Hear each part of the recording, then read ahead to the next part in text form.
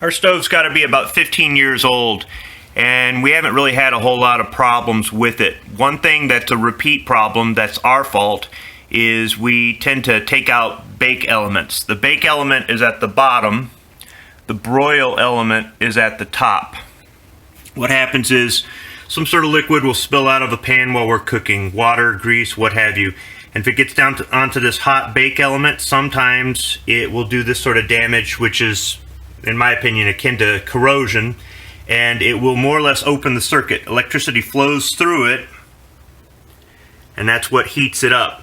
Now, it sets in here on these little feet, and it's held in place by one screw in each tab in the back. Once you pull it free, there's wires. It's very easy to replace. This is a simple, inexpensive repair job that anybody can do at home. And I'm going to go ahead and try to do a demonstration as best as I can with this cell phone camera.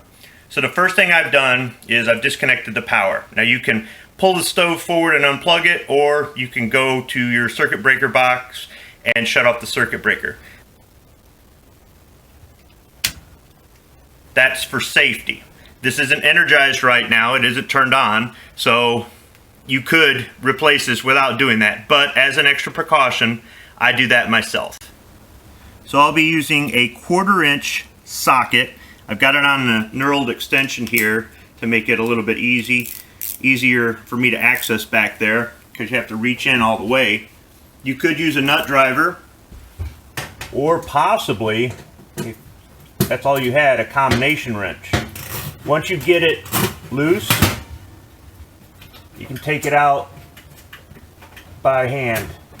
Because this has been removed so many times over the years, it's really easy to take out. Now, this is a small screw, it's easy to lose, so you may want to move this to a place where you're not going to lose it. The first time you do this, these might be a little bit tight. If it's an older stove like this, they might be a little bit corroded because they've had a heating and cooling cycle, but with a little bit of work, you should be able to get them out, and after that, you should be good to go. Once you pull this out, it's just a short wire on the back side of each one of these.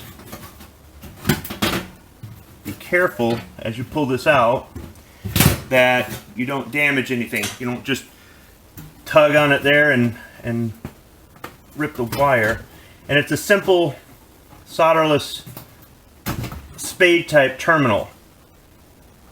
So if you had to, you could replace this if you did damage it, if it was corroded or something like that. It simply pulls out. Now this may break apart as I pull it out. I've had that happen with these before.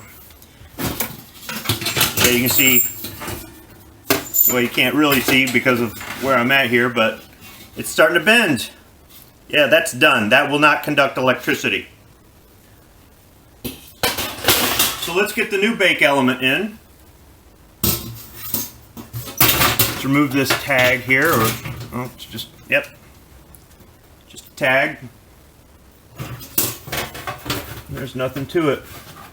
Installation is the reverse. So you just take that spade solderless terminal and you line it up. Just push the male end into the female end on this side. Just line it up. Don't try to force it. If you have to wiggle the female connector there some, just start to work it on there. It is tapered some at the end to allow that. And there you go. I do have a second bake element, so I'll try to show you here. You can see, here's the male end. It's got a little bit of a taper to it, and that solderless terminal just slides right on there. That's all you have to do. Then you simply just work it back in, nice and easy again, so you don't damage the wires. This isn't a race. Take it nice and slow. You won't bend or break anything. Now, you may have to work some to line up those tabs with the holes back there. But I recommend trying to start it by hand Actually, I'm going to need a little bit of light here, a little bit of extra light here. Yeah, that tab's bent. Straighten that out. Thanks, Travis P11, for the O-light. Yeah, I'm going to have to wiggle this up here.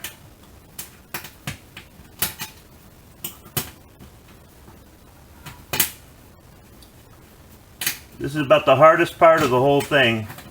Just getting it to line up. There we go. Just wiggle it back and forth and just start threading it by hand. Don't tighten it down all the way. Same thing on the other side. Run the screw through, wiggle it back and forth until you find the screw hole there, and just turn it by hand. If you're getting excessive resistance, you're really fighting it, stop, back up. You're cross-threading it or doing some damage. But these are the kinds of screws that they're not machine screws. They're not threaded to go into a threaded hole. It's just like a sheet metal type screw. And then just do the opposite with your ratchet or nut driver. You don't need to tighten it down too much. I don't have any torque spec. Just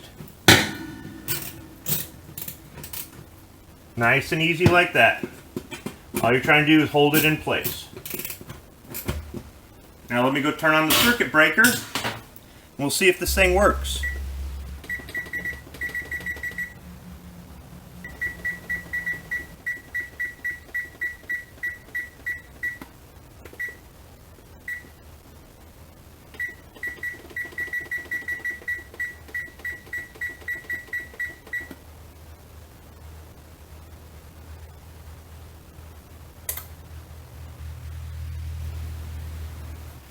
Probably not showing up here on camera, but I'm getting a little bit of smoke rise up off of there. I don't need the camera light anymore because I've got the light inside the compartment here, the stove.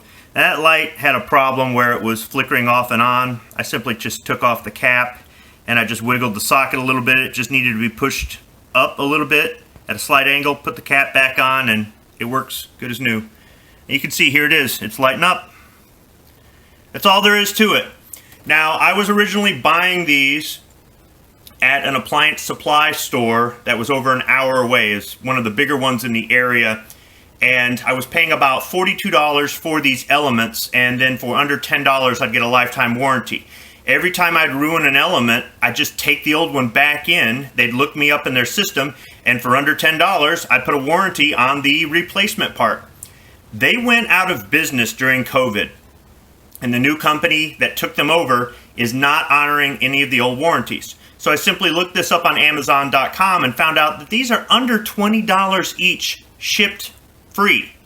So I bought two. That way, if this happens again, I'm not waiting a week or having to drive over an hour or anything else like that. I'm simply just pulling one out of the spare parts and throwing it in there. And every time, I'll order two at a time. It's fairly inexpensive. Anybody can do it.